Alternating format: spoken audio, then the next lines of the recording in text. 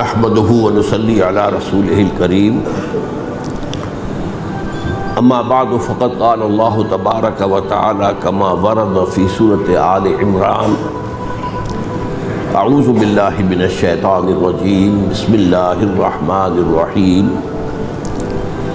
اذ قال الله تعالى يا عيسى ابن مريم وَإِذْ قَالَ اللَّهُ يَا عِيسَىٰ إِنِّي مُتَوَفِّيكَ وَرَافِعُكَ إِلَيَّ وَمُطَهِّرُكَ مِنَ الَّذِينَ كَفَرُوا وَجَاعِلُ الَّذِينَ اتَّبَعُوكَ فَوْقَ الَّذِينَ كَفَرُوا إِلَىٰ يَوْمِ الْقِيَامَةِ وَقَالَ عَزَّ وَجَلَّ كَمَا وَرَدَ فِي سُورَةِ النِّسَاءِ وَقَوْلُهُمْ إِنَّا قَتَلْنَا الْمَسِيحَ عِيسَى ابْنَ مَرْيَمَ وَمَا قَتَلُوهُ وَمَا صَلَبُوهُ ولكن شبه لهم وإن الذين اختلفوا فيه لفي شك منه ما لهم به من علم إلا اتباع الظن وما قتلوه يقينا وقال عز وجل كما ورد في سورة المائدة وكنت عليهم شهيدا ما دمت فيهم فلما توفيتني كنت أنت الرقيب عليهم وأنت على كل شيء شهيد وقال عز وجل كما ورد في سورة الزمر الله يتوفى الأنفس حين موتها والتي لم تمت في منامها فيمسك التي قضى عليها الموت ويرسل الأخرى إلى أجل مسمى صدق الله العظيم رب اشرح لي صدري ويسر لي امري واحلل عقدة من لساني يفقهوا قولي اللهم ربنا الهمنا رشدنا واعذنا من شرور انفسنا اللهم ارنا الحق حقا وارزقنا اتباعه وارنا الباطل باطلا وارزقنا اجتنابه آمین یا رب العالمین۔ آپ کے علم میں ہے کہ آج میں وفات مسیح کے موضوع پر گفتگو کروں گا۔ اس کے پس منظر کے ضمن میں چند باتیں آپ کو بتانا چاہتا ہوں۔ نمبر ایک تو یہ کہ جتنے بھی فتنے اٹھے ہیں امت میں اور جو اب بھی اٹھ رہے ہیں وہ سلسلہ ختم ہونے والا تو نہیں ہے۔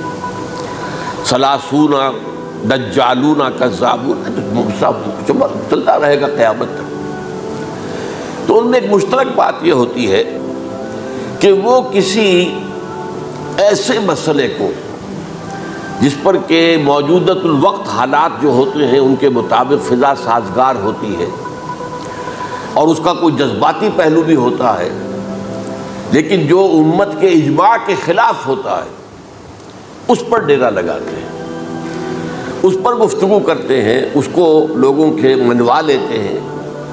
اس کا نتیجہ کیا ہوتا ہے کہ چونکہ وہ چیز مجمع علیہ ہوتی ہے، امت کا اجماع ہے 1400 برس، اب اگر اس شے کو انہوں نے غلط ثابت کر دیا اپنے زوم میں اور عام لوگوں سے کہ جو صاحب علم نہیں ہے، کہ جو نہیں سمجھ سکتے بات کو، اس سے منوا لیا، اس کا مطلب ہے کہ اب اس شخص کے معتقد ہو گئے اور اسلاف سے منحرف ہو گئے کہ یہ تو بے وقوف سے سب لوگ، یہ سارے ہمارے علماء، یہ سارے محدثین، یہ سارے مفسرین، یہ سب بے وقوف تھے، یہ بات بھی نہیں کر سکے۔ یہ ہے وہ شخص، یہ مجدد وقت ہے جس نے یہ بات کہی۔ اس کی ایک مثال یہ ہے وفات مسیح کا معاملہ۔ اس کی ایک مثال میں آپ کو دیتا ہوں، ایک دوسرا فطرہ، وہ بھی غلام احمد کے نام سے شروع ہوا، غلام احمد پرویز۔ وہ یتیم پوتے کی وراثت کا مسئلہ لے کر کھڑا ہو گیا۔ جیسے یہ غلام احمد قادیانی وفات مسیح کا کیسے ہو سکتا ہے کہ ہمارے نبی جو ہے وہ تو فوت ہو کر زیر زمین دفن ہو گئے اور یہ عیسیٰ جو ہے یہ آسمان پر اٹھا لیے، کیسے ممکن؟ اب ظاہر بات ہے عام آدمی جو ہے مسلمان جس کی حضور سے محبت ہے، حضور کی دل میں تعظیم ہے، عظمت ہے، عقیدت ہے، وہ اس جال میں پھنس جائے گا۔ پھر وہ اپنے دلائل کے ساتھ اس کو جو ہے وہ، اور چونکہ ماحول بھی جو میں سب عرض کروں گا کہ اس کے موافق ہو جاتا ہے اس وقت۔ غلام احمد پرویز نے کیا کہ یتیم پوتے کا مسئلہ، اب یہ اجماع ہے اگر کسی شخص کا کوئی بیٹا اس کی زندگی میں فوت ہو جائے تو اس کا وراثت میں حصہ نہیں ہوتا، وراثت ہوتی ہے انہی میں جو اس کی موت کے وقت موجود ہو، بیٹے ہوں بیٹیاں ہوں۔ اب اگر جو فوت شدہ بیٹا ہے اس کے کوئی یتیم بچے ہیں تو اب اس میں بڑی ایک جو ہے دلیل، اور دیکھیے جی یتیم بچے بیچارے وہ محروم ہو گئے، یتیم بچوں کا تو زیادہ حق ہونا چاہیے. تو یہ تو اب قانون جو ہے اگر یہ اس پر اجماع ہے تو پھر وہی بات کہ یہ سب بے وقوف لوگ تھے، اور یہ تو بڑے سخت دل اور سنگ دل لوگ تھے جنہوں نے یہ بات گھڑ رکھی ہے. یہ میں نے آپ کو 2 مثالیں دے دی. اب ظاہر بات ہے کہ جو اسلام کا قانون میراث ہے، قانون وراثت ہے، اس کے کچھ بنیادیں ہیں، اس کے کچھ اصول ہیں، ان اصولوں پر وہ کھڑا ہے اور اس کے مطابق جو ایک فیصلہ ہے وہ ہے. تو بہرحال یہ میں نے آپ کو مثال دی ہے کہ کسی ایسے مسئلے کو لے کر اس پر ڈیرا لگا لینا، مورچہ بنا لینا، اس سے اپنی عقیدت پیدا کر لینا، اسلاف سے برگشتہ کر لینا کہ یہ کوئی لوگ سمجھدار نہیں تھے، یہ بے وقوف لوگ تھے، جاہل لوگ تھے. اچھا، اب اسی پس منظر میں سمجھیے کہ 19ویں صدی کے اواخر میں کیا صورتحال ہندوستان میں ہو گئی تھی. انگریز آ گیا تھا اور 1857 کے بعد اس کی براہ راست حکومت قائم ہو گئی تھی. اس سے پہلے 1757 سے 1857 تک جو بھی حکومت تھی ایک تو پورے ہندوستان پر نہیں تھی، لیکن یہ کہ جو بھی تھی وہ ایسٹ انڈیا کمپنی کی تھی، تاج برطانیہ کی نہیں تھی. 1857 کے بعد حکومت قائم ہو گئی. اب ظاہر بات ہے کہ جب انگریزوں نے فتح کیا ہمیں تو ہم پر رعب طاری ہوا کہ نہیں. پھر جو زندہ قومیں ہوتی ہیں ان میں کچھ اچھے اوصاف ہوتے ہیں، ان کے اندر فرض شناسی ہے، ان میں دیانتداری ہے. انگریز ڈپٹی کمشنر تھا، 9 بجے کا وقت ہے تو ٹھیک 9 بجے دفتر میں موجود ہوگا. ہمارے لوگ جو آ رہے ہیں لیٹ آرام سے، لیکن یہ ہے کہ ان کی یہ چیزیں جو ہوتی تھی پھر بات اگر کی ہے تو اس کو پورا کیا ہے. تو اس حوالے سے ان کا رعب ہوتا ہے. اسی طور پر اس زمانے میں ایک صورت یہ پیدا ہو گئی کہ نیوٹن کی فزکس آ گئی اور معلوم ہوا کہ یہ تو گویا کہ آسمان کی وحی سے بھی زیادہ معتبر ہے. سائنس سے جو بات ثابت ہو جائے بس وہ حق ہے، اور جو ثابت نہ ہو سکے وہ ایسے ہی ہیں، وہ تو گویا کہ اوہام ہیں، ان کی کوئی حیثیت نہیں. اب اس زمن میں کیا ہوا، اس وقت جو ہے سر سید احمد خان ایک شخصیت ابھری. انہوں نے جب دیکھا کہ اسلام کی بہت سی چیزیں جو ہیں وہ سائنٹیفک جو انداز فکر ہے اس میں فٹ نہیں بیٹھتی. یہ فرشتے کس بلا کا نام ہے، سائنس تو نہیں بتاتی ہمیں. لہذا انہوں نے کہا فرشتہ کوئی نہیں ہے. یہ فورسز آف دی نیچر کو فرشتہ کہہ دیا گیا. یہ جن کیا بلا ہوتے، کوئی جن ون نہیں ہے، وہ تو سائنس کی اس میں تو نہیں آتے، دکھائی نہیں دیتے، کوئی جن نہیں. یہ تو جو مشتعل مزاج کے لوگ ہوتے ہیں انسان، ان کو جن کہہ دیا گیا کہ وہ آگ سے پیدا ہوئے. جیسے ہم کہہ دیتے ہیں فلاں شخص غصے میں آگ بگولا ہو گیا تو آگ تھوڑی ہو جاتا ہے، یہ تو استعارہ ہے. اس طرح یہ جو معجزات ہیں یہ کوئی شے نہیں، ان کی بھی فزیکل توجیحات. یہ حضرت موسیٰ جب پار ہوئے اپنی قوم کو لے کر سمندر کے تو یہ کوئی معجزہ نہیں تھا، یہ کوئی حضرت موسیٰ کی ضرب کی وجہ سے پھٹا نہیں تھا سمندر، بلکہ وہ تو مد و جزر کا معاملہ تھا. جس وقت سمندر اترا ہوا تھا جزر میں تھا تو موسیٰ اپنی قوم کو لے کر گزر گئے. جب فرعون آیا اپنے لشکر کے ساتھ تو سمندر مد پر آ گیا، چڑھایا، لہذا وہ ہلاک ہوئے. تو معجزات کا انکار، ان تمام کے اندر ایسی فضا پیدا ہو گئی تھی کہ جو عقلی اور سائنٹیفک، عقلی سے آگے بڑھ کر، ایک تو عقلی ہوتا منطقی، ایک ہے عقلی سائنٹیفک، کہ اس کے حوالے سے جو چیز اسلام کی فٹ نہیں بیٹھی، جیسے کہ آپ کہتے ہیں round peg in a square hole اور square peg in a round hole. اب اسکوئر پیگ ہے، راؤنڈ ہول ہے، تو آپ کو اس کے کونے تراشنے پڑیں گے تب وہ اس ہول میں جائے گا. لہذا انہوں نے وہ کونے تراشے، اسی کے طرز پر پھر چلے ہیں. جو آپ کو معلوم ہے علامہ مشرقی، انہوں نے بھی جب شروع کیا اپنا دھندا تو ان کے پہلے کتابچے کیا تھے، مولوی کا غلط مذہب نمبر 1، مولوی کا غلط مذہب نمبر 2، مولوی کا غلط مذہب نمبر 3، چھوٹے چھوٹے کتابچے شائع کر رہے ہیں. مولویوں سے علماء سے برگشتہ کر دیا. اب معلوم ہوا کہ یہ شخص ہے مجدد وقت، یہ مولویوں کے پاس تو کچھ نہیں ہے. اسی کا معاملہ پھر وہ انکار حدیث کی شکل میں آیا، جن میں کہ ایک بڑی شخصیت جو ہے وہ غلام احمد کی، غلام احمد پرویز، کیونکہ اللہ تعالیٰ نے اسے صلاحیت دی تھی، اچھا انشاء پرداز تھا، لکھنا اچھا آتا تھا، بولتا بھی اچھا تھا. تو ظاہر بات ہے فتنہ وہی شخص پیدا کر سکتا ہے جو باصلاحیت ہو. جس میں کوئی صلاحیت نہیں وہ کیا فتنہ پیدا کرے گا؟ وہ نہ دنیا میں کوئی ترقی کرے گا، نہ دین میں کرے گا، نہ فتنہ انگیزی کر سکے گا. وہ تو جیسا بھی ہے معاملہ عام معمول جو ہے لوگوں کا، جیسی بھیڑ چال چل رہی ویسے چل جائے گا۔ تو اس فضا میں اصل میں غلام احمد پرویز نے جو ڈیرا لگایا وہ وفات مسیح پر تھا۔ یہ سب غلط ہے، یہ کہ مسیح زندہ آسمان پر اٹھا لیے گئے، کیسے ممکن ہے؟ ممکن ہے یہ کوئی الہونی بات ہے؟ سائنس اس کو مان سکتی ہے؟ وہ تو اصل میں ٹھیک ہے، ان کا کہنا کیا ہے کہ مسیح کو سولی تو چڑھایا گیا تھا لیکن وہ اس پر مرا نہیں، فوت نہیں ہوا، موت واقع نہیں ہوئی۔ پھر جب اس کو اتار لیا گیا تو وہ زخمی تھا، مجروح تھا، لیکن تھا زندہ۔ پھر اس کو غار میں رکھ دیا گیا۔ پھر اس کے جو معتقدین تھے انہوں نے اس کی مرہم پٹی کی، اس کا علاج کیا، پھر وہ ٹھیک ٹھاک ہو کر پھر وہ وہاں سے چلا گیا، وہاں چھوڑ گیا اپنے اس شہر کو، یروشلم کو، اور اس ملک کو، فلسطین کو، اور پھر وہ آ گیا کشمیر میں، اور کشمیر میں وہ فوت ہوا۔ اس کی قبر موجود ہے، کسی قبر کی کوئی پرانی بوسیدہ قبر کا نام لے لیا، فلاں قبر جو ہے وہ عیسیٰ ابن مریم کی ہے۔ یہ ہے سارا معاملہ۔ اب ظاہر بات ہے کہ چونکہ ایک انسان کا زندہ آسمان پر اٹھایا جانا، وہ جو سائنسی ذہن ہے وہ اس کو نہیں مانے گا، چاہے قرآن مجید کے اندر تو خرق عادت اور بھی بہت سے ہیں۔ آخر اصحاب کہف 300 برس تک سوتے نہیں رہے، یہ کوئی سائنس کے حساب کتاب سے صحیح ہے؟ یا یہ ہے کہ حضرت عزیر علیہ السلام 100 برس تک مردہ رہے پھر زندہ کر دیے گئے، ان کا گدھا بھی زندہ کر دیا گیا جیسا کہ سورہ بقرہ میں آیا، لیکن ان کا کھانا جو ہے وہ صحیح رہا، اس کو کوئی غصہ نہیں، اس میں کوئی بدبو نہیں آئی۔ تو واقعات ہوتے ہیں ایسے، اللہ تعالیٰ جو چاہے کرے، خرق عادت ٹھیک ہے۔ فطری قانون جو بھی ہے، جو لاز آف دی نیچر اللہ نے بنائے ہیں اور اس کے مطابق ہی دنیا چل رہی ہے، لیکن اللہ تعالیٰ کے ہاتھ ٹوٹ نہیں گئے، بند نہیں ہو گئے، اختیار ختم نہیں ہو گیا۔ میں کیا کروں؟ میں تو قانون بنا بیٹھا، اب تو میں کچھ نہیں کر سکتا۔ میں تو قانون بنا چکا ہوں کہ آگ جلاتی ہے، اب اگر ابراہیم کو آگ میں ڈال دیا تو میں تو نہیں بچا سکتا، اس لیے کہ قانون ہے، وہ میرا بنایا ہوا قانون۔ لیکن ہم یہ سمجھتے ہیں، ہمارا ایمان ہے اللہ تعالیٰ جو ہے وہ قادر مطلق ہے، وہ جب چاہے اپنے ہی بنائے ہوئے کسی قانون کو توڑے۔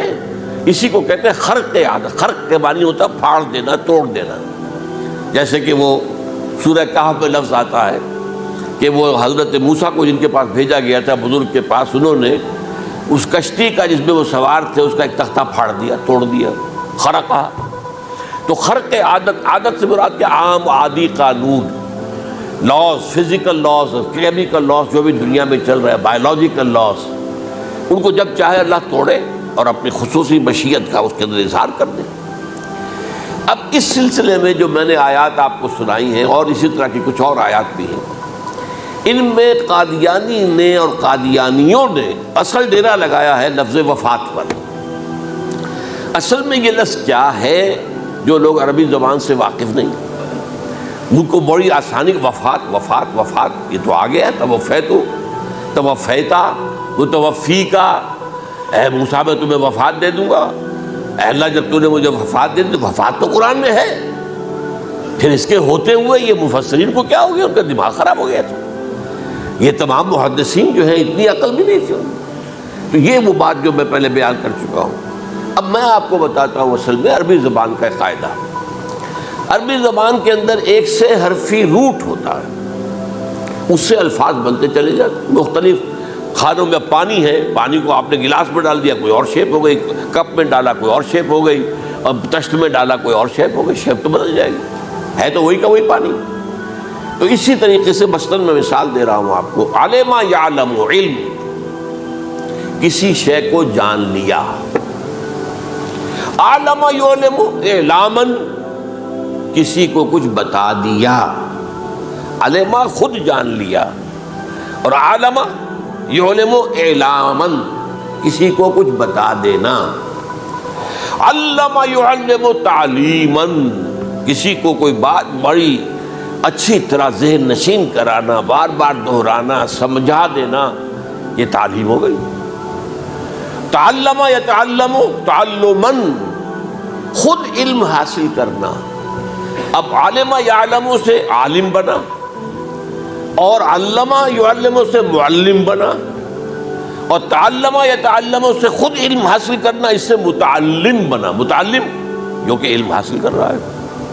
اسی طرح استعلام علم حاصل کرنا، کسی چیز کے بارے میں جسے ہندی میں کہتے جانکاری حاصل کر لینا، اویئرنیس حاصل کر لینا، اب وہی لفظ ہے علم۔ اب کہیں آپ اس کے مادے کو دکھا کر اور اس کے معنی میں الٹ پھیر کریں گے تو جو شخص عربی زبان سے واقف نہیں وہ تو نہیں جانے گا اس کو۔ اسی طرح کی مثال ہے وفا، وفا یفی، وقا یقی، وفا یفی، اوفا یوفی ایفاءً، وفا یوفی توفیتاً، توفا یتوفا تعفن، اور استیفاء، یہ اسی طریقے سے میں نے مثال آپ کو دے دی۔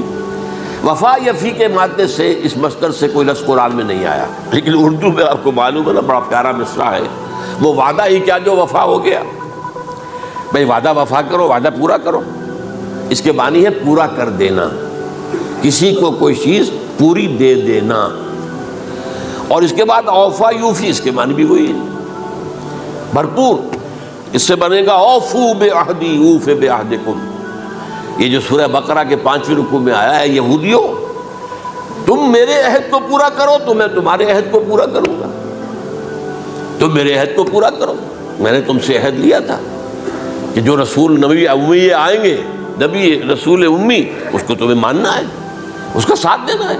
اوفو بعہدی، اب اس عہد کو پورا کرو، اوف بعہدکم، تو میں تمہارے ساتھ برکات خیرات جیسی پہلے رہی ابھی باقی رکھوں گا۔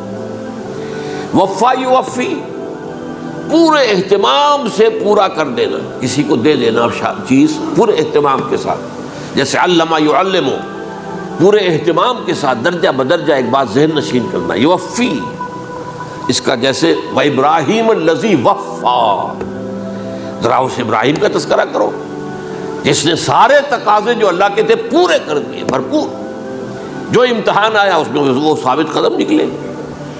توفا یا توفا، یہ آیا کسی شے کو پورا پورا لے لینا، اب ایک ہے پورا پورا دے دینا، ایک ہے پورا پورا لے لینا، ایک ہے کسی کو علم دینا، علمہ یعلم تعلیماً، کسی کو پورا دینا، وفا یوفی توفیتاً، کسی سے علم حاصل کرنا، تعلم یتعلم تعلماً، کسی سے پورا پورا لے لینا ہے، توفا یتوفی، اور اسی طرح استیفاء، کسی سے پورا لے لینا۔ یہ لفظ آیا ہے ویل للمطففین الذین اذا اکتالوا علی الناس یستوفون واذا کالوہم ووزنوہم یخسرون، ہلاکت و بربادی ہے ان ڈنڈی مارنے والوں کے لیے جو جب تول کر لیتے ہیں تو پورا لیتے ہیں، اور جب دیتے ہیں تو اس میں کمی کر دیتے ہیں، ڈنڈی مار جاتے ہیں۔ الا یظن اولئک انہم مبعوثون، کیا انہیں یاد نہیں رہا ہے کہ یہ دوبارہ اٹھائے جائیں گے، اللہ کے سامنے کھڑے ہوں گے، حساب ہوگا پورا پورا، پیسے پیسے کا۔ تو یہ میں نے آپ کو اس گردان سے بتا دیا کہ ایک ہی لفظ جو ہے وہ کتنے معنی دے رہا ہے۔ مادہ ایک ہے، وفا یوفی پورا کر دینا، اوفا یوفی پورا کر دینا، لیکن توفا یتوفی پورا لے لینا، استیفاء پورا لینا، اذا اکتالوا علی الناس یستوفون واذا کالوہم ووزنوہم یخسرون۔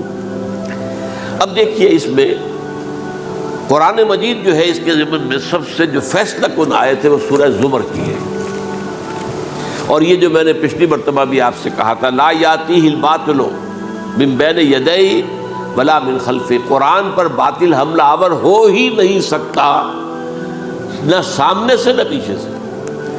اب دیکھیے یہ ساری آیتیں جن میں حضرت مسیح کا ذکر ہے اور وفات کا لفظ جو ہے مختلف صورتوں میں استعمال ہوا ہے، اس میں سورہ زمر جو کہ مکی صورت ہے اس میں ہے وہ کانٹے دار آیت جس سے مسئلہ حل ہوتا ہے۔ وہ کیا ہے؟ وہ میں نے آپ کو سنائی ہے، اللہ یتوفی الانفس حین موتہا، اللہ قبض کر لیتا ہے، لے لیتا ہے نفس کو اس کی موت کے وقت، واللتی لم تمت فی منامہا، اور جس کے مرنے کا وقت نہیں آیا، مرا نہیں ہے، اس کی نیند میں لے لیتا ہے۔ فیمسک التی قطع علیہ الموت، تو جس پر موت کا فیصلہ ہو چکا ہے اس کو تو روکے رکھا ہے، موت کے وقت لیا اور روکے رکھا، اور ویرسل الاخری الی اجل مسمی، اور جو دوسرے ہیں جن کی موت کا وقت نہیں آیا ان کو مؤخر کر دیتا ہے، واپس کر دیتا ہے، لوٹا دیتا ہے۔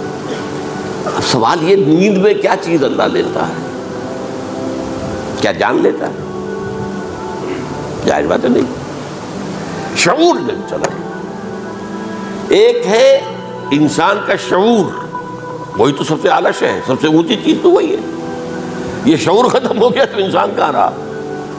اس کے نیچے جو کچھ ہے وہ تحت شعور ہے، سب کانشیس مائنڈ۔ تو خواب واب جو ہوتے ہیں وہ سب کانشیس مائنڈ کے ہوتے ہیں، وہ کانشیس مائنڈ کے تو نہیں ہوتے۔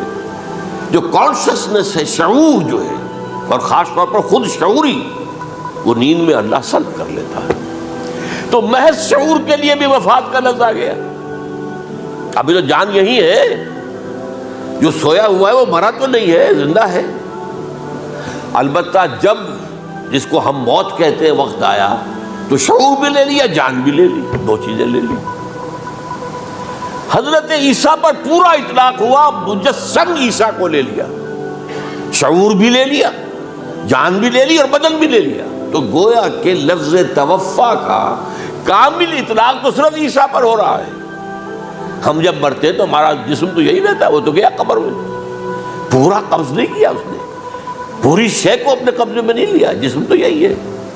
لیکن یہ کہ موت کے اندر ظاہر بات ہے کہ جان گئی، اور جان ہی ایسا چیز ہے، جب جان نکل گئی تو یہ کیا ہے؟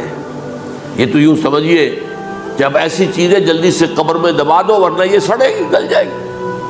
اور قبر میں بھی کیا ہوگا؟ کیڑے ویڑے کھائیں گے، ختم کریں گے، الا ماشاءاللہ جس کو اللہ چاہے۔ انبیاء کرام اور شہداء کی جسموں کو اللہ تعالیٰ نے محفوظ رکھا ہوا ہے، واللہ عالم۔ تو اس اعتبار سے تو اب توفا، اللہ یتوفی الانفس حین موتہا۔ اب نفس کا لفظ دیکھیے، یہ قرآن مجید میں نہ معلوم کتنے معنی میں آیا۔ ایک تو پورا وجود کسی کا یہ نفس ہے، میرا نفس، نفسی نفسی نفسی، کیا ہوگا جب قیامت کے دن ہم بول رہے ہوں گے؟ اور جو اللہ کے لیے بھی لفظ آ گیا نفس، نفس کے معنی ہم جب بولتے ہیں عام طور پہ تو وہ تو برے سنس میں بولتے ہیں، بھائی یہ نفسانی تقاضے ہیں، ان کو ذرا دبا کے رکھو۔ لیکن یہ نفس، یحذرکم اللہ نفسہ، اللہ تمہیں ڈراتا ہے اپنے آپ سے، یعنی اللہ اپنی ذات سے ڈراتا ہے کہ وہ جہاں رؤوف اور رحیم ہے وہاں پر وہ عذاب دینے والا بھی ہے، انتقام بھی لیتا ہے، شدید العقاب بھی ہے۔ تو یہ بھی ہو گیا نفس۔ پھر نفس جو ہے ہم اس کو بھی کہہ دیتے ہیں، جو کہ نفس کی ایک کیفیت ہے خاص، نفس لوامہ، نفس امارہ، نفس مطمئنہ، یا ایتھا النفس المطمئنہ ارجعی الی ربک راضیۃ مرضیہ۔ تو یہاں پر کیا ہے؟ نفس سے مراد پہلا جو ٹکڑا ہے، اللہ یتوفی الانفس حین موتہا، شعور جو ہے اسے، اس پر لفظ نفس کا اطلاق ہوا۔ اور جب موت ہوتی ہے تو شعور کے ساتھ جان بھی اس کے اندر شامل، وہ نفس کا اطلاق ہو گیا اس پر۔ اور اصل میں لفظ توفا جو ہے اس کا حقیقی مفہوم اگر پورا ہوا ہے اس معنی میں کہ پورا کا پورا لے لینا، تو وہ تو صرف حضرت مسیح علیہ السلام کے بارے میں ہے۔ شعور جمع جان جمع جسم، وہ سب کے سب اللہ تعالیٰ نے لے لی۔ تو یہ اصل میں اس آیت کے اوپر جو ان لوگوں نے زور لگایا ہے، اس میں اس اعتبار سے کہ یہ لفظ وفات جو ہے اس کے اوپر جو ہے عام طور پر وفات کے معنی ہے موت ہے، حالانکہ قرآن مجید میں موت کا لفظ بھی تو آیا ہے نا، ان موتہا واللتی لم تمت، یہ سارے الفاظ موت کا لفظ بھی تو آتا ہے۔ لیکن یہ کہ وفات کا لفظ بھی ہے، کوئی شک نہیں ہے، حضور کی وفات ہو گئی، فلاں کی وفات ہو گئی، یہ بھی ہے، لیکن یہ اس کا ایک استعمال ہے۔ وفا یفی، اوفا یوفی، وفا یوفی، توفا و یتوفی، استیفا یستعفی، یہ سارے الفاظ اسی سے وفا کے لفظ سے بن رہے ہیں۔ اب یہ کہ اس کے ضمن میں عقلی بات آپ کے سامنے رکھنا چاہتا ہوں۔ یہ تو میں نے آپ کے سامنے اس لفظ کے حوالے سے، کیونکہ سارا ڈیرا اس لفظ پر ہے ان کا۔ دیکھیے پہلی بات عقلی طور پر یہ ہے جو قرآن سے ثابت ہے، رسول کبھی قتل نہیں ہو سکتا اور رسول کبھی مغلوب نہیں ہو سکتا۔ اس میں فرق ہے نبی اور رسول کا، نبی قتل ہو سکتا ہے، رسول قتل نہیں ہو سکتا۔ اب یہ علیحدہ بحث ہے، نبی کون ہوتا ہے، رسول کون ہوتا ہے۔ اس میں جو اجماع ہے تمام امت کا وہ کیا ہے کہ رسول خاص ہے، نبی عام ہے۔ نبی بہت آئے ہیں، 1.25 لاکھ آئے ہیں بعض روایات کی روح سے، رسول بہت تھوڑے 313 ہیں۔ قرآن مجید میں یوں سمجھیے کہ 20 کے قریب تو انبیاء کا ذکر ہے، اور 5-7 ہیں جو رسول ہیں۔ حضرت نوح رسول ہیں، آدم تو رسول نہیں تھے، نبی تو تھے۔ حضرت شیس رسول تو نہیں تھے، نبی تو تھے۔ حضرت ادریس رسول تو نہیں تھے، نبی تو تھے۔ نبی تو رسول جو ہے پہلے وہ تو حضرت نوح ہے۔ تو اس طریقے حضرت جو ہود ہیں، پھر حضرت صالح ہے۔ اس حوالے سے نبی اور رسول کے فرق کو سمجھیے تو قرآن کہتا ہے کتب اللہ لاغلبن انا ورسلی، اللہ نے طے کر دیا ہے، لکھ دیا ہے، میں اور میرے رسول غالب آ کر رہیں گے۔ رسول مغلوب نہیں ہو سکتا۔ نمبر 2، وَلَقَدْ سَبَقَتْ كَلِمَتُنَا لِعِبَادِنَا الْمُرْسَلِينَ أَنَّهُمْ هُمُ الْمَنْصُورُونَ وَأَنَّ جُنْدَنَا لَهُمُ الْغَالِبُونَ۔ یہ بات ہمارے طرف سے طے کی جا چکی ہے، پہلے سے طے ہو چکی ہے، پہلے سے معین قانون ہے اپنے ان رسولوں کے بارے میں جنہیں ہم نے بھیجا ہو، رسولوں کے، نبیوں کے بارے میں نہیں، کہ وہی منصور ہوں گے، ان کی مدد کی جائے گی لا محالہ، اور ہمارا جو لشکر ہوگا یعنی رسول کے ساتھ جو لوگ ہوں گے وہ اللہ کا لشکر ہے، وہ حزب اللہ ہے۔ وَأَنَّ جُنْدَنَا لَهُمُ الْغَالِبُونَ، لازماً وہ غالب ہو کر رہیں گے۔ یہ 2 چیزیں جو ہے قرآن مجید کے اندر، یہ 2 آیات نص سے قطعی ہیں کہ رسول کبھی مغلوب نہیں ہو سکتا، رسول کبھی قتل نہیں ہو سکتا۔ اب عجیب بات دیکھیے سورہ آل عمران میں، کیونکہ حضرت عیسیٰ کے ساتھ حضرت یحییٰ بھی موجود ہے۔ حضرت یحییٰ حضرت مریم کے خالہ زاد بھائی تھے، حضرت زکریا کے بیٹے تھے۔ سورہ آل عمران اور سورہ مریم دونوں میں آپ دیکھتے ہیں کہ پہلے یحییٰ کا ذکر ہوتا ہے، پھر عیسیٰ کا ذکر ہوتا ہے۔ یہ ہم معاشر بھی تھے، لیکن یہ کہ سینئر تھے حضرت یحییٰ، لیکن حضرت یحییٰ کی مدح قرآن کرتے کرتے آخری بات کیا کہتا ہے؟ نبیم من الصالحین، لفظ رسول نہیں آیا ان کے لیے۔ اور وہیں سائملٹینیس کنٹراسٹ ہے سورہ آل عمران میں حضرت عیسیٰ کے لیے، وہ سارے ان کی مدح رسولاً الی بنی اسرائیل، وہ رسول تھے اور وہ نبی تھے۔ نبی قتل ہو گئے، ایک آبرو باختہ لڑکی کی فرمائش پر قتل کر دیا۔ ایک ڈانسر، اس پر بادشاہ اس وقت جو تھا، وہ بادشاہ کیا تھا؟ وہ ایسے بادشاہ ہوتے تھے اس زمانے میں جیسے ہمارے ہاں بھاولپور کے جو ہے نواب ہے، بادشاہ تو انگریز تھا، حکومت تو اس کی تھی، لیکن ایک اٹانومی سی دے رکھی تھی۔ راجے جو ہے، راجہ صاحب ہیں، مہاراجہ ہیں، یہ راجے مہاراجے اور نواب جو ہوتے تھے یہ ایک اٹانومی تھی، باقی ہے کہ اصل میں تو بادشاہ جو ہے تو انگریز کی تھی۔ تو اسی طرح کی ایک اٹانومی جو ہے حکومت وہاں اس وقت تھی اصل میں رومیوں کی، اس کا گورنر وہاں موجود تھا پائلیٹس پونٹس، لیکن یہ کہ انہوں نے یہودیوں کو ایک مذہبی اٹانومی دے رکھی تھی۔ چنانچہ ہیڈرن ان کا ادارہ تھا، دارالقضاء، جہاں چوٹی کے ان کے فقہا اور لیڈر جو تھے، ربائی، وہ بیٹھتے تھے اور فیصلے کرتے تھے۔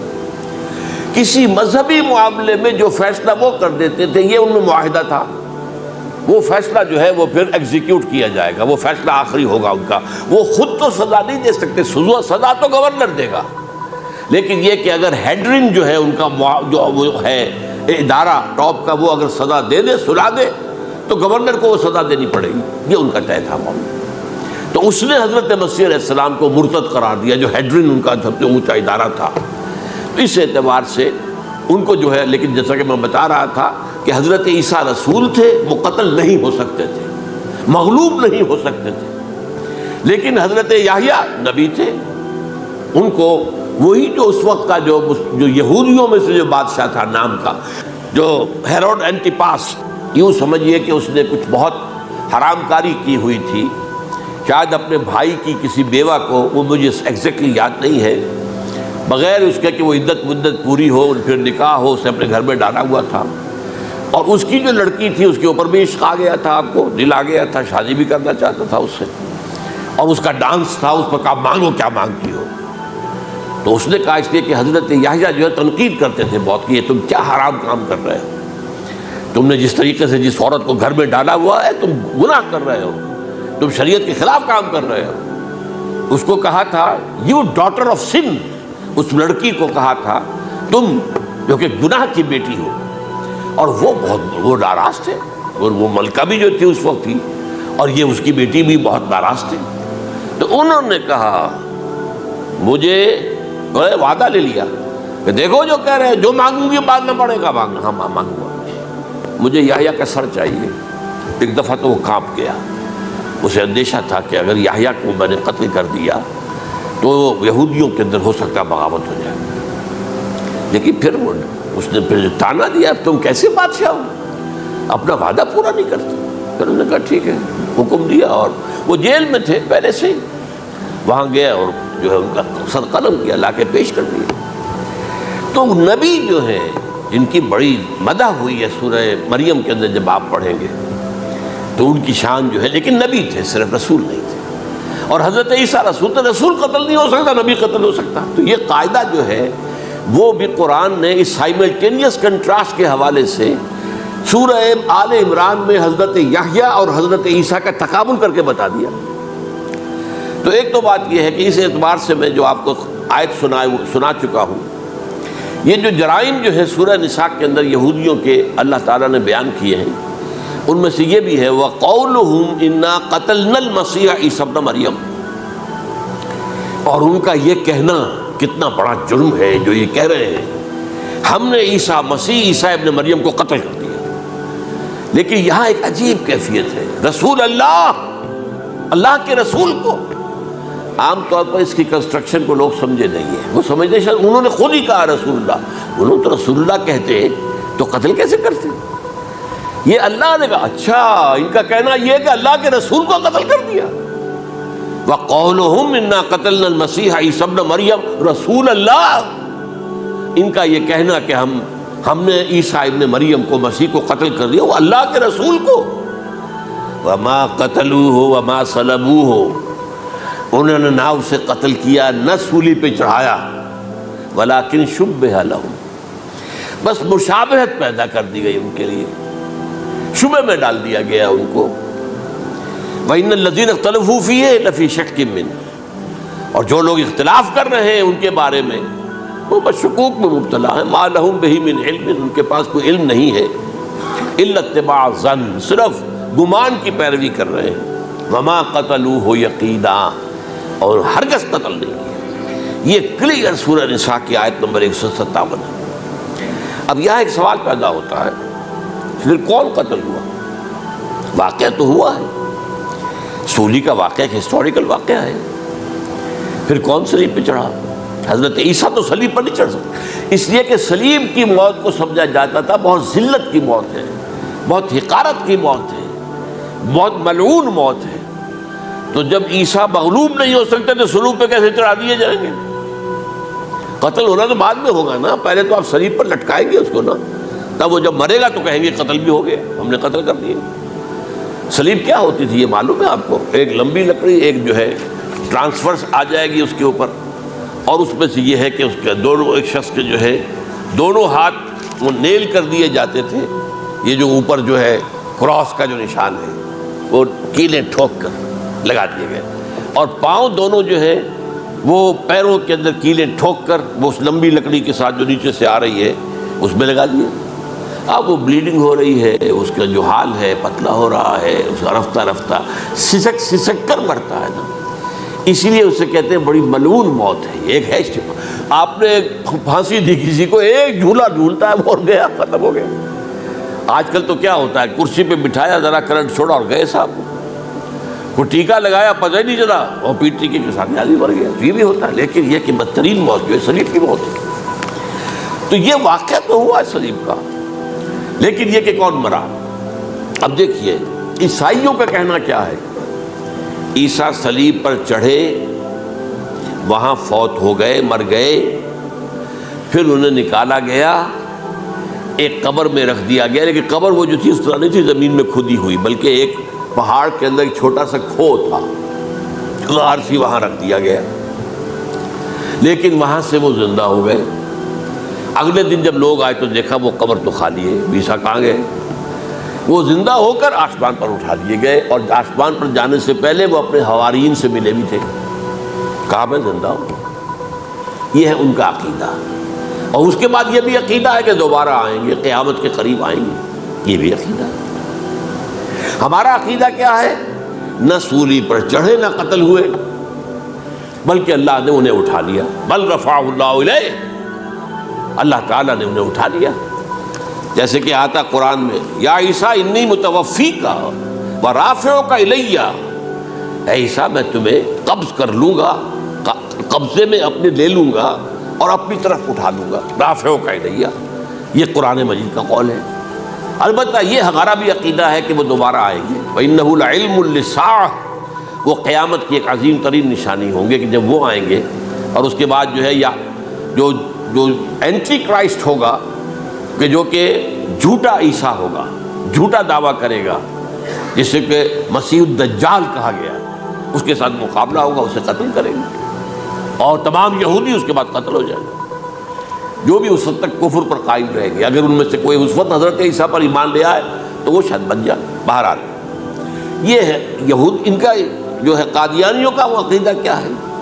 سولی پر تو چڑھا، گویا کہ ذلت والی بات تو ہو گئی، مغلوب تو ہو گیا، قرآن کی نفی اس پہلے کیوں، وما صلبوہ وما قتلوہ، تو گویا کہ سولی پر چڑھ گیا تو وہ بدترین جو ہے تکلیف، مصیبت، مشقت وہ ساری تو آ گئی، مغلوبیت تو آ گئی، لیکن یہ کہ اس کے بعد کہتے ہیں مرا نہیں، وہ ابھی وہ سسک ہی رہا تھا کہ اتار دیا گیا۔ اس کے بعد اس کے جو شاگرد تھے، حواری تھے، انہوں نے مرہم پٹیاں کی، پھر وہ ٹھیک ہو کر چلا گیا کہیں اور، ہجرت کر گیا اپنی قوم سے جو ان کے خیال میں کشمیر ہے، اور یہاں آ کر وہ اپنی طبی موت مر گیا۔ بات اللہ ختم ہوا بات۔ ہم کیا کہیں؟ ہم تو صرف یہ کہتے رہے ہیں، 1300 برس تک ہم نے یہ کہا ہے کہ ہمارا ایمان ہے قرآن پر کہ ان پر نہ صلیب دیے گئے نہ قتل ہوئے، انہیں اٹھا لیا گیا۔ کب اٹھایا یہ ہمیں معلوم نہیں تھا، کس مرحلے پر اٹھایا یہ ہمیں معلوم نہیں تھا، پھر سولی پر کون چڑھا یہ ہمیں معلوم نہیں تھا، لہذا کسی تفسیر میں آپ کو نہیں ملے گا، کہیں نہیں، نہ قرآن میں ہے، نہ حدیث میں ہے، نہ کسی تفسیر میں۔ یہ تو پچھلی صدی کے دوران جو پوپ کی لائبریری ویٹیکان میں، اس سے ایک نسخہ برآمد ہوا، انجیل برنباس۔ اب یہ بھی آپ کو معلوم ہونا چاہیے کہ انجیلیں 104 تھیں، جن میں سے 4 جو ہے سلیکٹ کی گئی ہیں۔ 100 انجیلیں اور ہیں جنہیں وہ اپوکریفل کہتے ہیں، غیر مستند انجیلیں، اپوکریفل، اور یہ ہے کینونیکل، قانونی، یہ ہے کہ جو مستند ہے 4، لیکن جو 100 اور ہیں ان میں سے ایک یہ بھی ہے برنباس، اور برنباس کے بارے میں عیسائی مانتے ہیں کہ وہ بھی حضرت عیسیٰ علیہ السلام کے حواریین میں سے ایک تھے، وہ انجیل نکل آئی، اب وہ چھپ بھی گئی ہے۔ کراچی میں ایک ادارہ ہے، خاص طور پر باوانی جو سیٹ ہیں ان کا بنایا ہوا ادارہ ہے، تو وہی چھاپتے بھی ہیں، ایک زمانے میں تو کافی تقسیم بھی کر رہے تھے، اب مجھے معلوم نہیں۔ اس نے سارا قصہ بیان کیا۔ قصہ کیا ہے؟ بہت دلچسپ قصہ ہے، پوری تفصیل سے۔ ایک شخص جو کہ حضرت مسیح کے حواریین میں شامل ہو گیا، وہ تھا جیوڈاس اسکریوٹ۔ یہ شخص اصل میں تھا ایک زیر زمین تنظیم وہاں چل رہی تھی، زیلوٹس، انڈر گراؤنڈ موومنٹ، تاکہ ہم رومنوں کی حکومت یہاں سے ختم کریں اور اپنی پوری حکومت اور آزادی حاصل کریں۔ ان میں سے یہ بھی تھا، ان کا سرغنہ تھا برابس، برابا ڈاکو سے کہا جاتا ہے، برابس۔ ظاہر بات ہے کہ قانون شکن تھا تو ڈاکو ہی تھا۔ اچھا، ان میں سے یہ شخص جو ہے، اس نے جیوڈاس نے حضرت عیسیٰ کے معجزے دیکھے بہت، اور اتنا یقین ہو گیا اسے کہ یہ شخص جو ہے عیسیٰ، یہ ایک مرتبہ اگر رومیوں پر لعنت بھیج دے، کرس کر دے، تو رومی ختم ہو جائے۔ لیکن ان سے کئی دفعہ جو ہے پھیر ڈال کر، ہیر پھیر کے ساتھ کوشش کی گئی کہ رومیوں کے خلاف وہ کوئی جو ہے وہ لعنت برآمد کر دے، وہ نہیں کرتے تھے۔ یہ ایک علیحدہ بات ہے، کیوں نہیں کرتے تھے، یہ اس وقت میرا موضوع نہیں ہے۔ منہاج عیسوی کیا تھا، منہاج موسوی کیا تھا، منہاج محمدی کیا تھا، ان میں فرق ہے۔ لِكُلٍّ جَعَلْنَا مِنْكُمْ شِرْعَةً وَمِنْهَاجًا، سورہ مائدہ میں آیا، تمام رسولوں کے لیے ہم نے ایک ایک منہاج، ایک ایک شریعت علیحدہ علیحدہ دی ہے۔ بہرحال منہاج عیسوی کچھ اور تھا، تو یہ نہیں کہتے تھے۔ اب اس نے کیا کیا کہ وہ اپنے ڈاکو سرغنے سے اجازت لے کر ان کے حواریین میں شامل ہو گیا، اعتماد حاصل کیا، اور بار بار کوشش کی کہ یہ بد دعا دے دیں، رومیوں کو نہیں دی۔ اب اس نے سوچا کہ انہیں اگر ذاتی طور پر تکلیف پہنچے گی تو زبان سے کلمہ نکل ہی جائے گا نا کوئی لعنت کا. اس نے پکڑوایا حضرت عیسیٰ کو، کیونکہ جب یہ فیصلہ ہو گیا تھا ان کے قتل کا، ہیڈرن جو ہے ادارہ وہ دے چکا تھا، اس کا فتویٰ تھا یہ واجب القتل ہے، یہ مرتد ہے، لہٰذا اس کو قتل کر دیا جائے. اور یہ فیصلہ جو ہے وہ رومی گورنر تک پہنچایا جا چکا تھا. رومی گورنر یہ یہاں تک کا، یہ سینٹ جو متی کی انجیل ہے اس میں موجود ہے، بھائی ہمارے پاس تو اس کا کوئی جرم نہیں ہے، ہمارے ہاں کوئی ایسی بات اس کی نہیں ہے جس سے کہ ہم اسے واجب القتل قرار دیں. ان کا نہیں، ہمارا حکم ہے، ہمارا فیصلہ تمہارا طے ہے، چاہے مذہبی معاملے میں کوئی فیصلہ ہمارا ہوگا تو تمہیں جو ایگزیکیوٹ کرنا ہوگا. بہرحال اس وقت حضرت مسیح روپوش ہو گئے گرفتاری سے بچنے کے لیے. ایک باغ میں تھے وہ، وہاں پر رات کے وقت انہوں نے اپنے حواریین کے ساتھ لاسٹ سپر کہتے ہیں اس کو، لاسٹ سپر کھانا کھایا، آخری کھانا تھا. اور اس کے بعد اس نے فرمایا آج کی رات تم میں سے ایک میرے خلاف غداری کرے گا.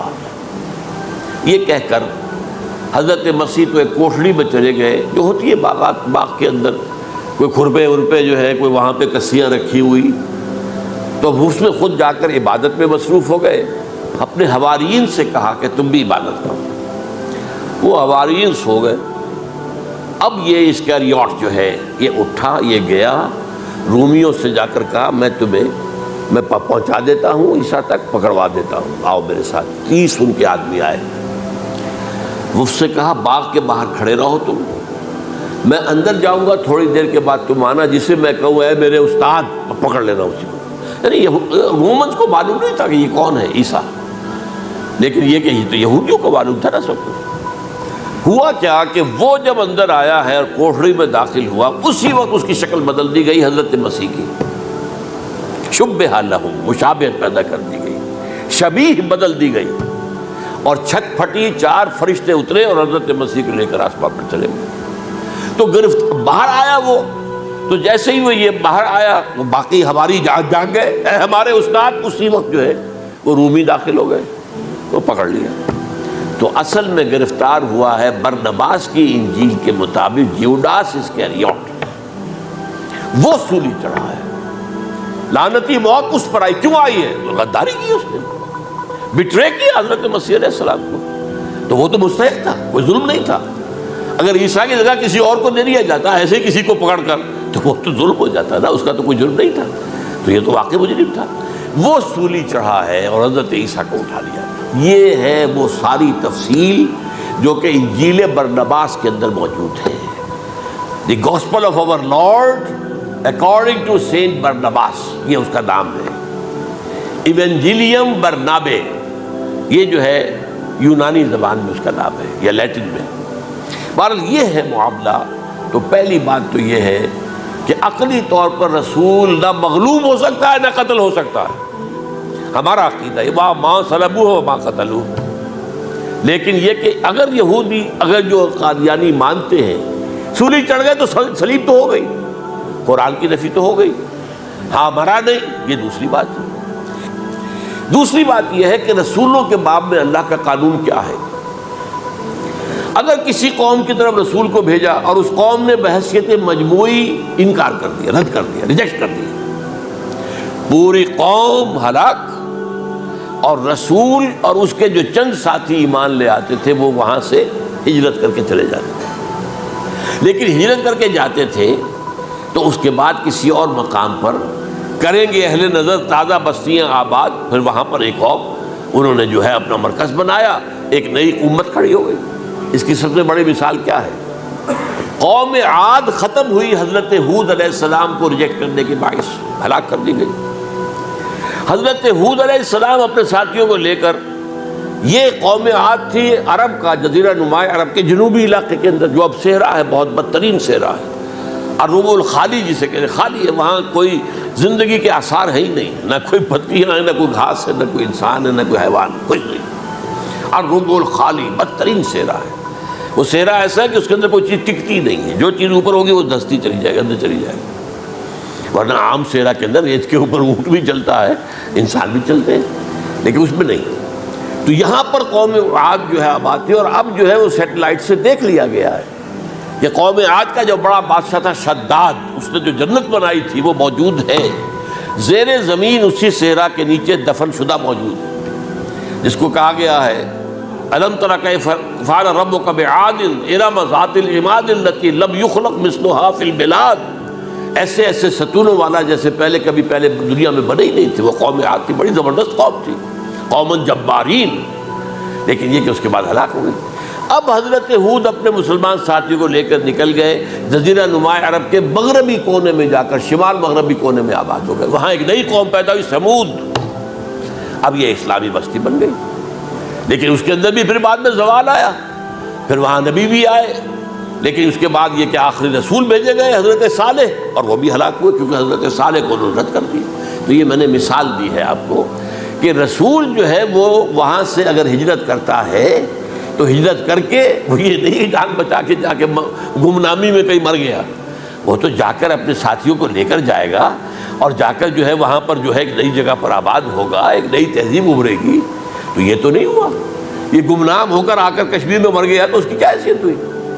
حضرت عیسیٰ علیہ السلام یا تو اگر ہجرت کرتے، یا جب انہیں معلوم ہو گیا تھا کہ میرے قتل کا فتویٰ ہو گیا ہے، تو آپ وہاں سے ہجرت کر سکتے تھے، لیکن اپنے ساتھیوں کو تو لے کر جاتے نا، اپنے حواریین کو لے کر جاتے، اور کہتے ہیں 12 حواریین کے علاوہ اور بھی کوئی 70 کے قریب لوگ تھے جو ان پر ایمان لائے تھے، ان کو لے کر جاتے، کسی جگہ جا کر آباد ہوتے، وہاں ایک نئی جو ہے بستی بنتی، وہاں مسلمانوں کی ایک آبادی ہوتی۔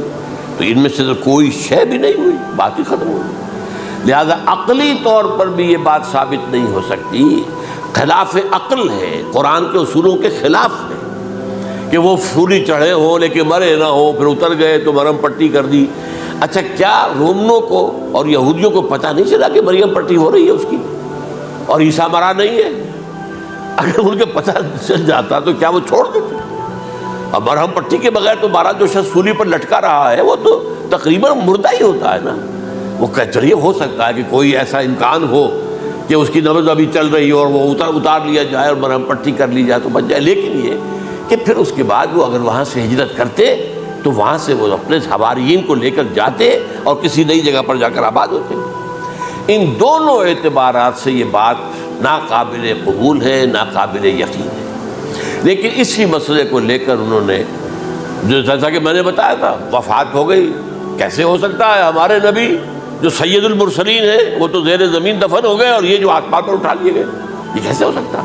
بس اس کے اوپر عام لوگ جو ہیں وہ متاثر ہوئے، اور خاص طور پر وہ سائنٹیفک مائنڈ جو بن گیا تھا، تو چونکہ سائنس کے اس خاکے کے اندر وہ بات فٹ نہیں بیٹھتی، لہٰذا ان لوگوں نے اس کو قبول کیا۔ اب یہ کہ یہ جو واحد استثناء ہوا ہے یہ کسی اور کے ساتھ نہیں ہوا۔ ویسے حضرت مسیح کی پوری شخصیت مستثنیٰ ہے، بن باپ کے تو کوئی اور رسول پیدا ہوا ہی نہیں، نہ نبی پیدا ہوا۔ پھر وہ معجزے جو حضرت مسیح کو ملے کسی نبی کو نہیں ملے۔ حضرت صالح کو ایک ہی معجزہ ملا تھا نا ایسا کہ لوگوں نے کہا کہ تم یہ اس چٹان میں سے ابھی ایک گابن اونٹنی برآمد کر کے دکھا دو، وہ دکھا دی گئی، پھر ہلاک کر دیے گئے۔ لیکن جو اور معجزے حضرت مسیح کو دکھائے ہیں وہ بچپن میں بولے ہیں، گود میں تھے یا پگھوڑے میں تھے، بولے ہیں انی عبد اللہ آتانی الکتاب و جعلنی نبیا۔ یہ بات نہ ہوتی تو حضرت مریم کے کیا حشر کرتی قوم کہ تمہاری بغیر شادی کے یہ کہاں سے لے آئی ہو تم، یہ تو ولد الزنا ہے۔ پھر تو یہ سارا معاملہ جو ہے حضرت عیسیٰ بولے ہیں وہاں پہ، خود وہ بچہ بولا ہے۔ اب اس کے بعد بولنے کی لوگوں کے اندر کیا گنجائش تھی؟ زندہ کو مردہ کر دینا، ثم بإذن اللہ، مردہ زندہ ہو گیا۔ اور تخلیق حیات، ایک پرندہ بنانا گارے کا، پھونک مارنا اور اڑتا ہوا پرندہ بن جائے، ایک کوڑی کے جسم پر ہاتھ پھیرنا اور کوڑ ختم، ایک مادرزاد اندھے کی آنکھوں پر ہاتھ پھیرنا اور بینائی آ گئی۔ یہ سارے معجزات مستثنیٰ شخصیت ہیں۔ ان کا یہ استثناء کیوں کیا گیا؟ یہ بڑی تلخ بات ہے، یہ یاد کر لیجیے، کیونکہ یا تو قوم اسی وقت ہلاک کر دی جاتی جیسا کہ ہوا قوم نوح، قوم ہود، قوم عاد، قوم سمود، قوم شعیب، یہ ہوا کہ نہیں ہوا؟ اور صدوم اور عمورہ کی بستیاں جہاں حضرت لوط بھیجے گئے، اور آل فرعون جو ہلاک کیے گئے، یا تو پوری قوم ہلاک کی جاتی؟ نہیں، یہ یوں سمجھیے کہ اس پورے معاملے کو درمیان میں سے ایک وقفہ دے دیا گیا، حضرت عیسیٰ کو اٹھا لیا گیا، اور حضرت عیسیٰ دوبارہ آئیں گے. یہ کیوں کیا گیا؟ اب اس میں بڑی تلخ بات آپ سے کہہ رہا ہوں، یہ آپ کے لیے قبول کرنا آسان نہیں، حلق سے نیچے اٹھنے کی مشکل سے.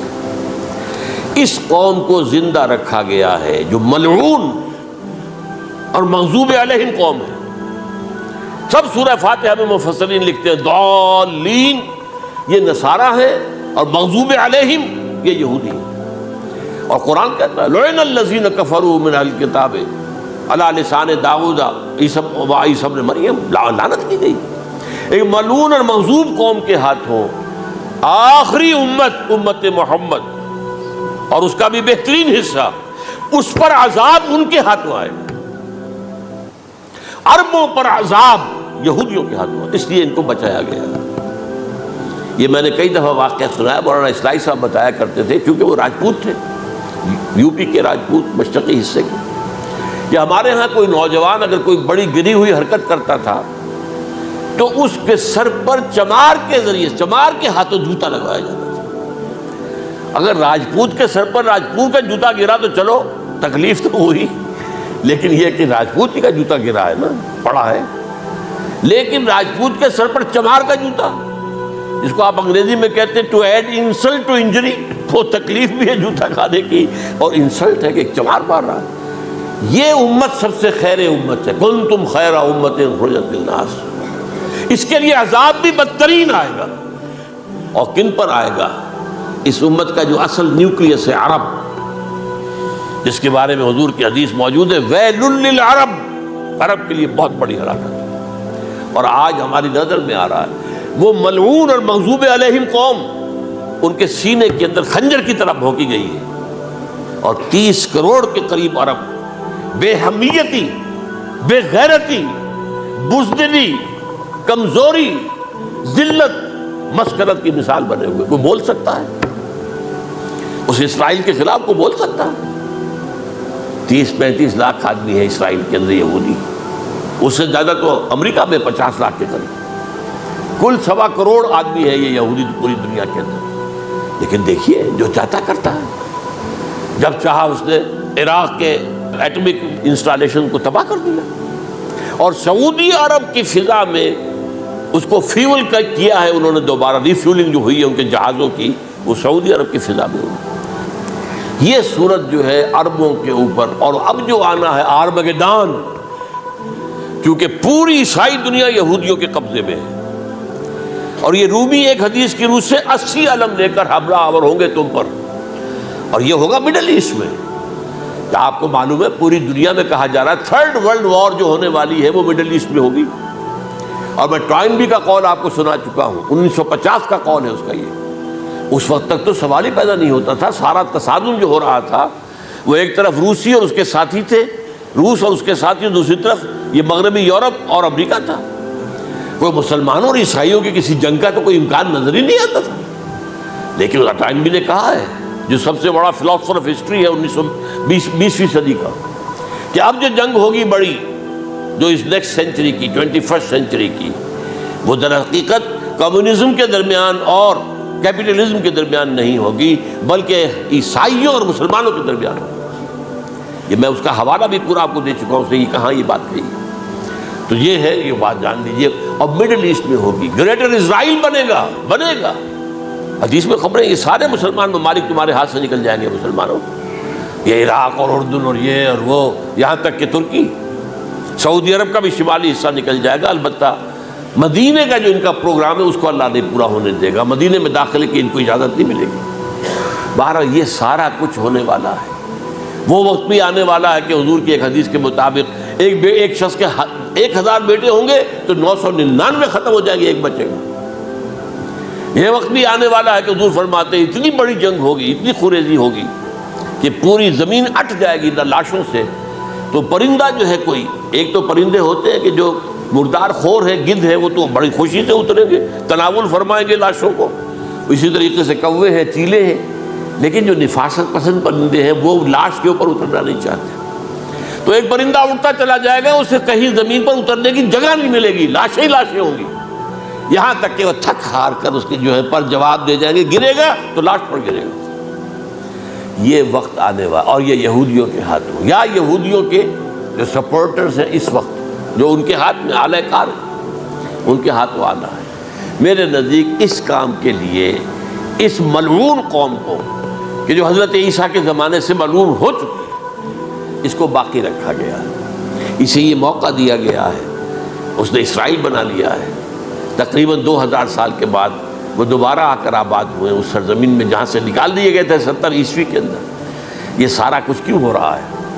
تو در حقیقت میرے نزدیک واللہ عالم حکمت خداوندی اس میں یہ ہے، انہیں روک کر رکھا گیا ہے اور حضرت عیسیٰ کو اٹھا لیا، پھر وہی عیسیٰ آئیں گے اور انہی کے ہاتھ میں یہ ہلاک ہوگا۔ سوائے اس کے چونکہ جو ایک میں نے آپ کو کئی دفعہ حوالہ دیا ہے، فلاڈلفیا ٹرمپٹ ایک رسالہ نکلتا ہے پروٹیسٹنٹ عیسائیوں کا، انہوں نے یہ لکھا ہے، اس نے لکھا ہے ایک پرچے کے اندر کہ جب حضرت مسیح آئے گی اینٹی کرائسٹ ہوگا، وہ لکھا اس نے کہ وہ یہودی ہوگا، حالانکہ وہ پرو یہودی ہے۔ وہ جتنے بھی یہ جو کرسچن زائنسٹ ہیں، یہ تو یہودیوں سے بڑھ کر زائنسٹ ہیں، ان کے بڑے سپورٹرز ہیں۔ تو لیکن اس نے لکھا ہے اینٹی کرائسٹ ول بی اے جیو۔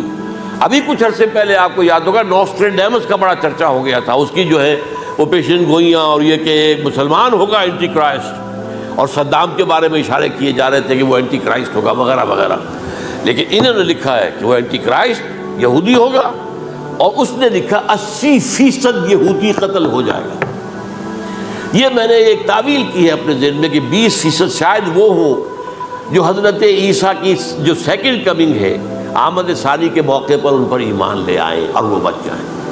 لیکن جو بھی حضرت عیسیٰ کا انکاری ہوگا وہ ختم کر دیا جائے گا، جیسے قوم نوح ختم ہوئی، قوم ہود ختم ہوئی، قوم عاد ختم ہوئی، قوم صالح ختم ہوئی، اسی طریقے سے۔ تو یہ قانون خداوندی پورا ہونا ہے۔ بس ایسے ہی ہے جیسے کسی کو پھانسی کا حکم تو ہو گیا ہو لیکن ابھی ایگزیکیوشن نہ ہوئی ہو، ہوتا ہے 2 سال 3 سال گزر جاتے کہ پھانسی کا حکم ہے لیکن یہ کہ اب وہ پھانسی نہیں ہو رہی ہے، وہ اپیلوں در اپیلوں معاملہ چل رہا ہے۔ یہ ہے میرے نزدیک واللہ عالم، اللہ تعالیٰ نے یہ کوڑا ان مسلمانوں کے لیے رکھا ہوا ہے کہ جن کے رتبے ہیں سوا، ان کی سوا مشکل ہے۔ جتنا اونچا مقام اللہ نے دیا عربوں کو، ان میں حضور کو اٹھایا، ان کی زبان میں اپنا آخری کلام نازل کیا، تو ان کی ذمہ داری بھی بہت ہے۔ جن کے رتبے ہیں سوا، ان کی سوا مشکل ہے۔ اقول قولی ھذا واستغفر اللہ لی ولکم ولسائر المسلمین والمسلمات۔